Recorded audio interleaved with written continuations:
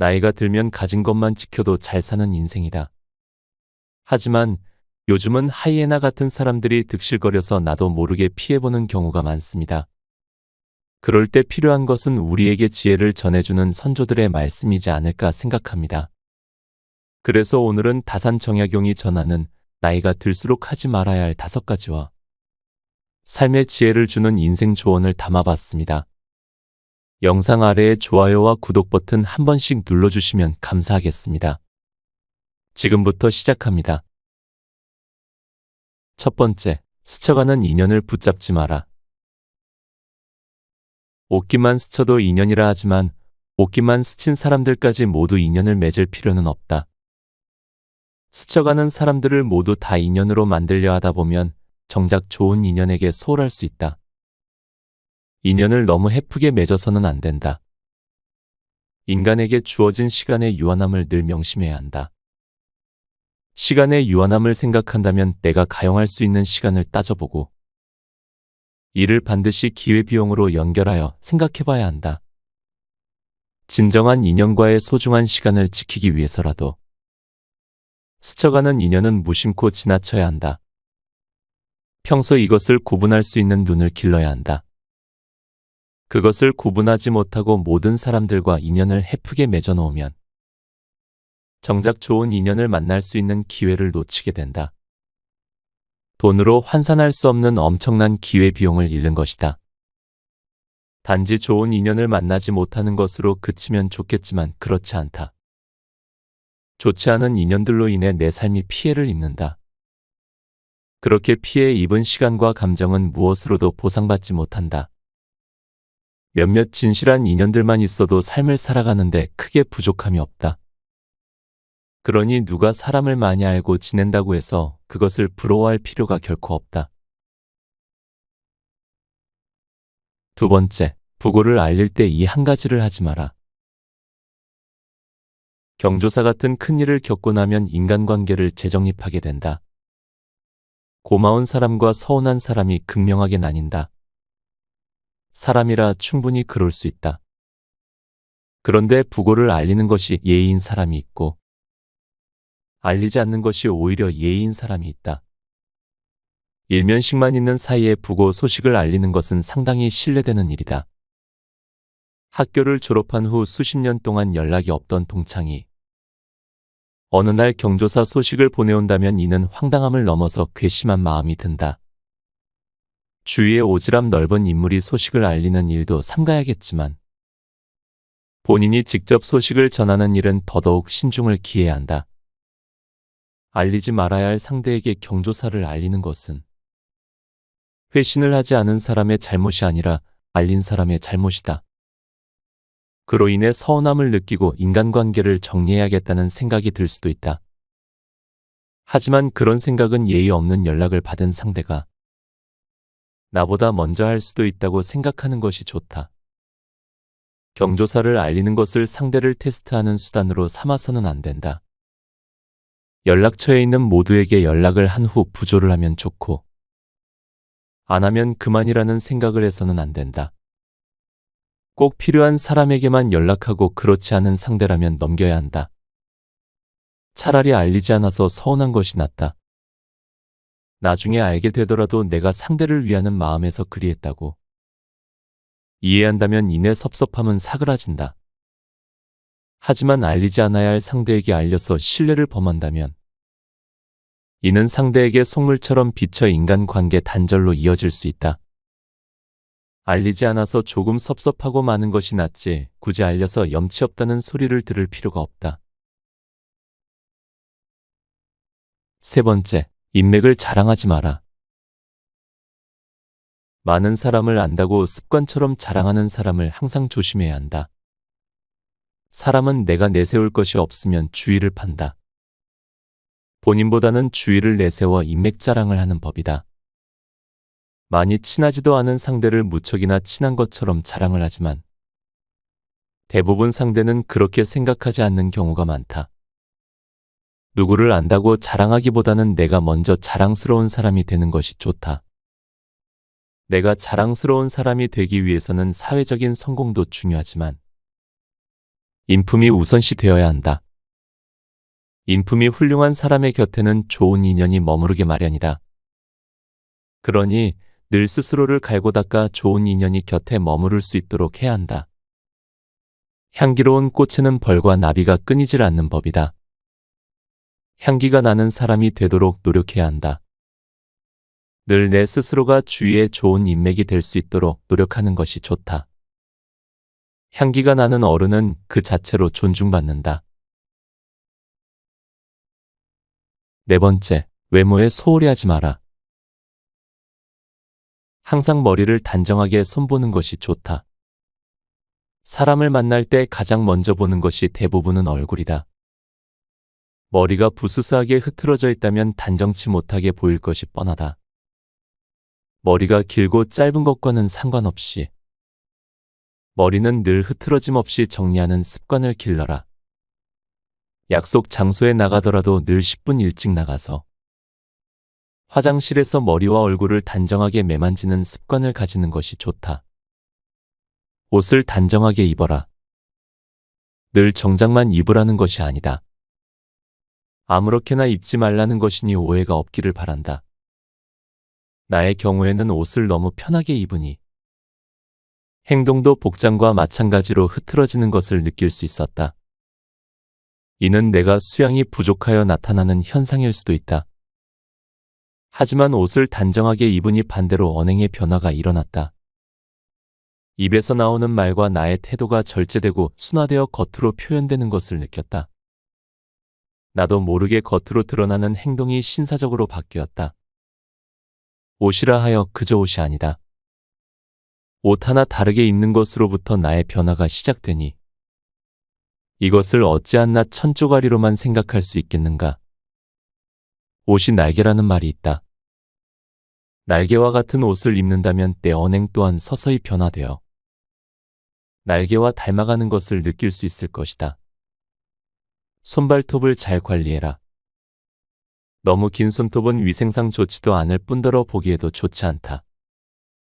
늘 손발톱을 깨끗하고 단정하게 관리하는 것이 좋겠다.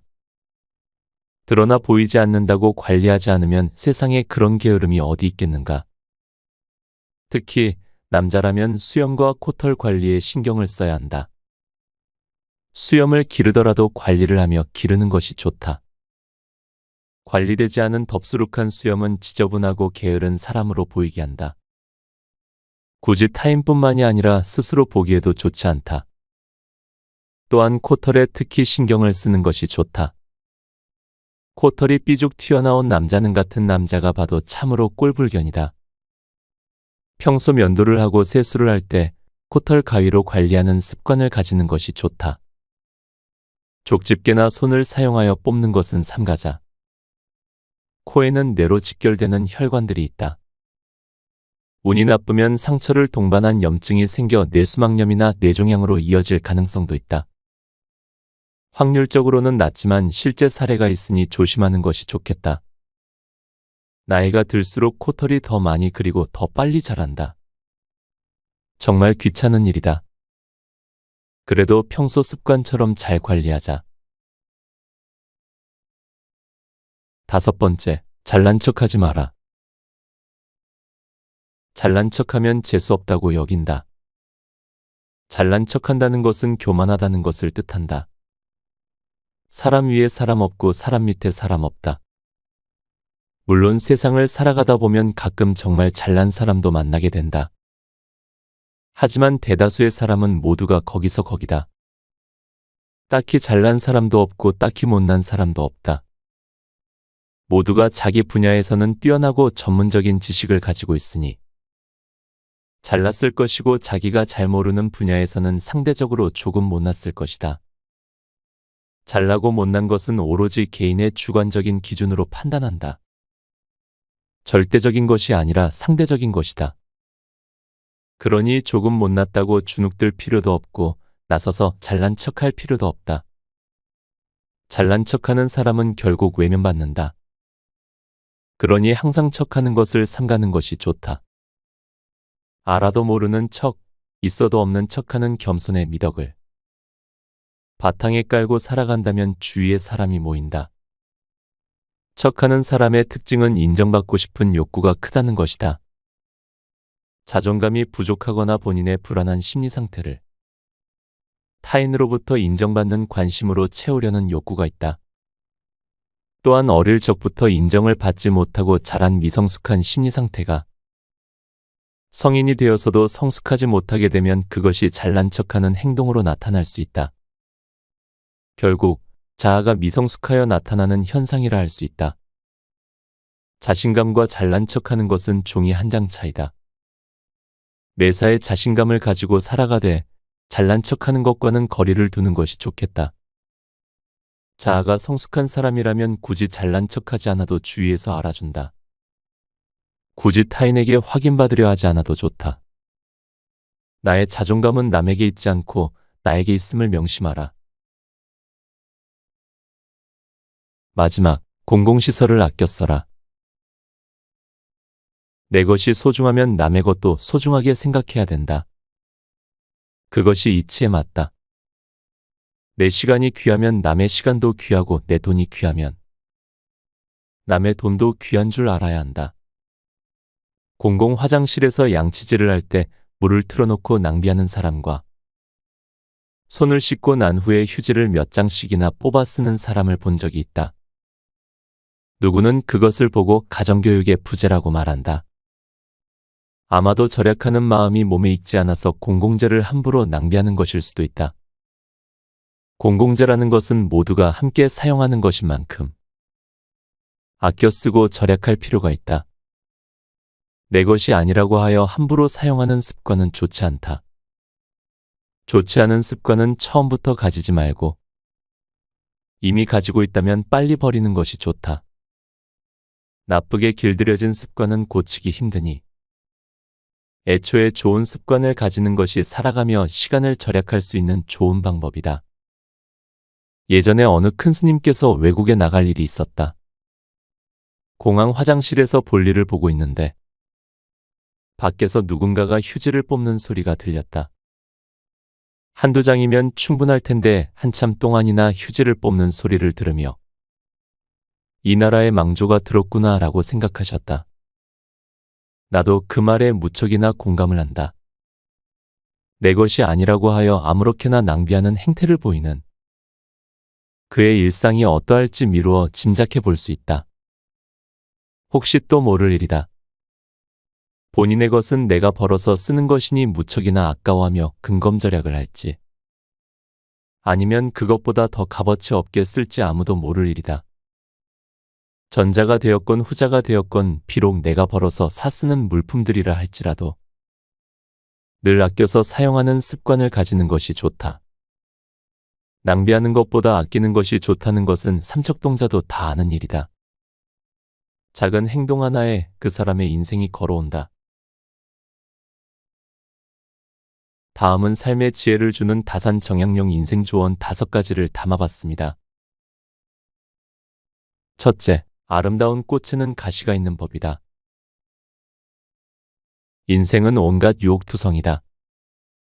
아름답고 화려하지만 치명적인 유혹들이 언제나 주위에 도사리고 있다는 것을 명심해야 한다. 이성과 돈, 술과 마약 등 온갖 것들의 유혹이 늘 우리 주위에 도사리고 있다. 유혹이 나에게 다가올 경우에는 잠시 멈추어 서서 2가지만 생각해보자. 만약 이 모습을 훗날에 내가 바라본다면 어떤 생각이 들까? 내 부모와 자식들이 이 모습을 본다면 과연 어떠할지를 생각해본다면 유혹을 이겨낼 수 있는 하나의 좋은 방편이 될지도 모른다. 지금 당장 삶이 힘들어 어찌할 방법이 없어 보일지라도 시간이 지나 돌이켜보면 아무것도 아닌 경우가 대부분이다. 이것은 진실이다. 시간이 지나면 웃으며 회상할 수 있다.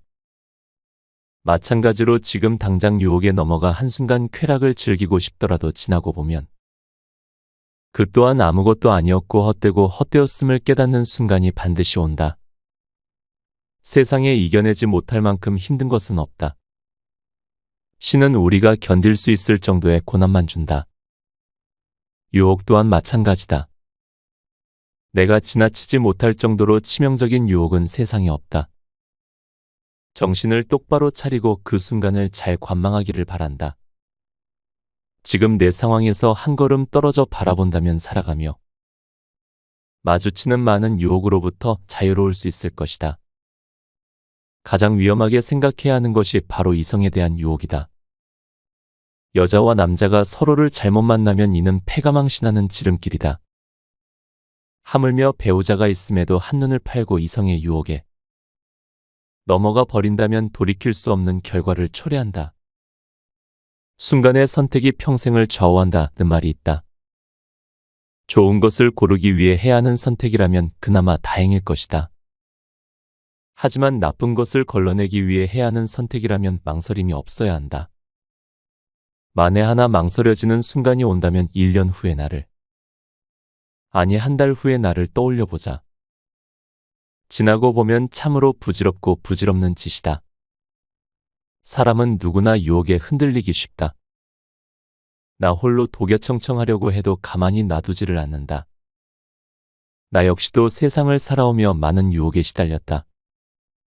이성의 유혹, 돈의 유혹, 술의 유혹이 나를 무척이나 괴롭혔다. 지금 돌이켜 생각해보면 그 유혹들이 나를 강하게 만들었고 인생의 진정한 가치를 찾을 수 있게 도와주는 좋은 밑거름이 되었다. 둘째, 가까울수록 마음을 넓게 하라. 가족 간에는 더욱 사소한 것을 시비거리로 삼지 말아야 한다. 가까울수록 조심해야 한다. 사람은 가까이 있는 것은 귀한 줄 모르고 귀한 것도 자주 대하다 보면 사소한 줄 안다. 이것은 내가 살아오며 많이 저지른 실수다. 모두가 이런 실수를 답습하지 않았으면 하는 바람을 가진다. 나와 가장 가까운 가족에게 다정히 대하고 사소한 것은 못 본 채 하고 넘어가는 아량을 가지는 것이 좋다. 그렇게 쌓은 참을 인으로 인해 나와 주변이 편안해진다. 시간이 지나 돌이켜 생각해보면 시비거리라고 생각했던 거의 대부분이 아무것도 아닌 일들이었다는 것을 느낄 것이다. 나는 저런 꼴은 절대 못 봐. 다른 건 다 참아도 그건 절대 못 참아. 목에 칼이 들어와도 아닌 건 아니야. 사람들이 흔히 하는 말들이다. 하지만 세상에 절대라는 것도 원래라는 것도 없다. 또한 내 기준에서 옳은 것이 상대 입장에서는 아닐 수도 있고 그 반대일 수도 있다. 사소한 일에 자존심을 세우고 목숨을 걸었다가는 매일 시비거리에 휘말려 정작 내가 하고자 하는 큰일을 이루기가 힘들다. 사람이 목숨을 걸어야 할 때 걸어야지 목숨이 몇 개라고. 살아가며 쓸데없는 일에 그리도 많은 목숨을 건단 말인가. 스스로가 진정 목숨이 9개인 고양이의 화신이라도 된 줄로만 아는 것인가. 화가 올라올 때는 항상 심호흡을 하며 화를 누그러뜨리고 한 걸음 물러서서 나를 바라보는 것이 좋다. 그럼 웬만해서는 사소한 일에 목숨을 걸 일이 없다. 나의 내면과 육신을 손상시키는 일 또한 줄일 수 있으니 이를 꼭 기억하는 것이 좋다. 늘 모든 화는 한순간을 참지 못해 일어나는 법이다. 부지불식간에 일어나는 화를 한순간 참을 수만 있다면 모든 것이 순조로울 것이고 사소한 일에 목숨을 거는 일 또한 줄어들 것이다. 살아가며 사소한 일에 목숨을 걸며 쓸데없는 에너지를 낭비하지 말아야 한다. 힘은 정말 필요한 일에 값어치 있게 정성을 다해 쏟아야 한다. 책 곁에 두고 방송 이어갑니다. 셋째, 물건에 집착하지 말아야 한다. 자칫 물건이 상전이 될 수가 있다. 살아가며 그다지 많은 것들이 필요하지는 않다. 입을 옷 몇 벌과 읽을 책 몇 권이면 족하다. 물론 생활에 필요한 필수 요건들은 어느 정도 갖추어야겠지만 말하고자 하는 것은 사치품들을 일컫는 것이다. 법정 스님은 살아생전 만년필을 사용했다. 원래는 하나의 만년필만 사용했는데 출장을 다녀오며 하나씩 사모으다 보니 나중에는 만년필이 많아져서 처음 가진 하나의 소중함을 잊게 되었다. 그 이후 원래대로 하나의 만년필만 남기고 나머지는 다 정리했다고 한다. 본디 사람은 하나가 있어야 소중한 줄 아는 법이다. 여러 개가 되면 그 소중함을 잊어버린다. 사람이든 물건이든 똑같다. 내가 가진 단 하나의 소중함을 늘 기억해야 한다. 값비싼 것이라서 소중하고 소박하다고 하여 값어치가 없는 것은 아니다. 내가 가진 단 하나의 소중함을 늘 기억해야 할 필요가 있다. 물건이든 사람이든 집착하면 내 마음이 괴로워진다. 사람에 대한 것은 서로의 관계에서 우러나는 것이다. 즉, 마음에서 우러나는 것이다. 그러니 평소 마음 공부를 하며 살아간다면 조금씩 나아질 수 있을 것이다. 그런데 물건에 대한 집착은 어리석고 또 어리석은 짓이다. 세상에 닳지 않는 물건이 어디 있고 평생 쓸 수 있는 물건이 어디 있겠는가? 그러니 평소 집착을 하지 않을 정도의 것들만 몸에 지니는 것이 좋다. 혹시라도 물건의 금전적인 값어치를 떠나 소중한 의미가 있는 것이 생길 수 있다. 의미가 담긴 선물이 이에 해당될 것이다. 하지만 그 또한 하나의 물건일 뿐이다. 선물을 한 이의 마음을 기억하면 될 것이고 그것의 의미만 떠올리면 될 것이다. 의미 부여는 원래 마음에서 일어나 스스로가 만드는 것이다. 그러니 그 의미를 지워버리는 것도 다른 무언가의 의미를 부여하는 것도 결국은 내 마음이다. 이를 잘 생각하여 물건에 집착하는 습관을 애초에 가지지 않도록 노력하는 것이 좋다. 물건은 그저 물건일 뿐이다. 값어치로 따지자면 사람에 비할 만큼 귀한 물건은 애당초 세상에 없다. 물건에 집착하지 마라. 물건이 어느 순간 나의 상전이 될 수가 있다. 넷째, 남이 도와주는 걸 당연하게 생각하는 일. 타인에게는 고마운 마음을, 스스로에게는 당연한 마음을 가져야 한다.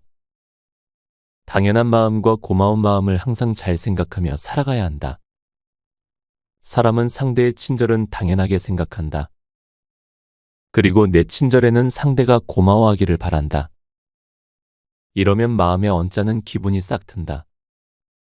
늘 고마워하되 당연하다고 생각하지 말 것이며 당연히 하되 고마움을 바라지 말자. 그러면 내 마음이 한결 편해질 것이다. 항상 상대의 친절에는 고마운 마음을 가지되 그것을 당연하다고 생각하면 안 된다. 당연하다고 생각하는 순간 상대는 내 마음을 느끼게 되고 서운함이 시작될 것이다. 또한 내가 베푸는 친절은 당연히 하되 결코 상대의 고마움을 바라지 말아야 한다. 고마움을 바라는 순간 내 친절은 물거품이 될 것이다.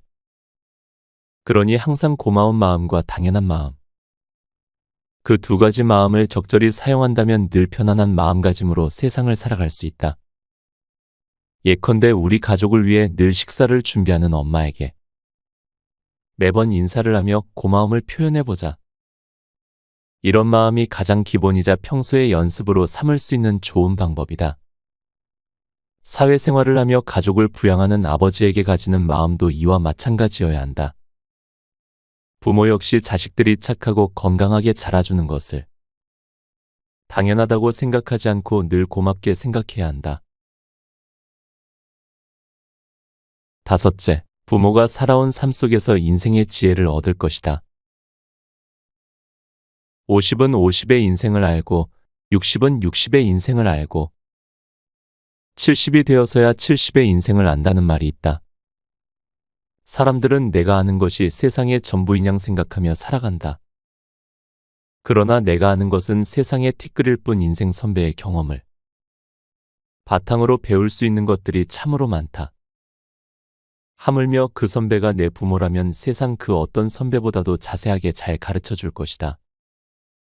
그러니 얼마나 가깝고도 좋은 삶의 스승이라 할 수 있겠는가. 물론 부모라고 해서 모두가 성공한 사업가이거나 명성이 자자한 지식인일 수는 없다. 모든 부모가 그럴듯한 인생을 살아온 것은 아닐 것이다. 내 부모의 삶이 인생의 길이에 비해 깊이가 부족할 수도 있다. 그러나 깊으면 깊은 대로, 얕으면 얕은 대로 배울 것이 있다. 좋은 것은 배워서 내 것으로 만들고 좋지 않은 것은 그 또한 배워서 그렇게 하지 않아야겠다는 생각을 한다면 삶에 또 다른 도움이 될 것이다. 새로운 열매는 새로운 가지에서 열린다. 새로운 사람을 통해 새로운 일이 만들어지고 내가 몰랐던 것들을 알게 될 가능성이 높다.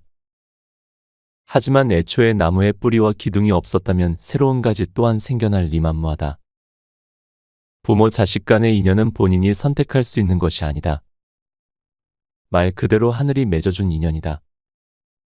부모가 자식을 생각하는 100분의 1만 자식이 부모를 생각해도 부모는 살아가며 섭섭한 일이 없을 것이다. 사람은 나이만큼 늙는 것이 아니라 본인의 생각만큼 늙는 것이다. 그 사람의 뒷모습이 보이기 시작한다면 비로소 상대를 이해하고 사랑하는 것이라는 말이 있다. 뒷모습이 보이기 시작한 상대가 부모님이나 선배나 친구일 수도 있고 배우자나 자식일 수도 있다.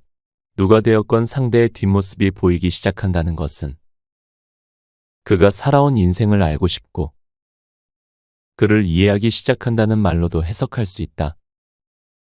자식이 60이 되어도 8, 90이 된 노부모는 늘 자식이 아니를 걱정한다. 나는 내 아버지가 이런 말을 평소에 두고 쓰시기에 그저 잔소리로만 치부하였다.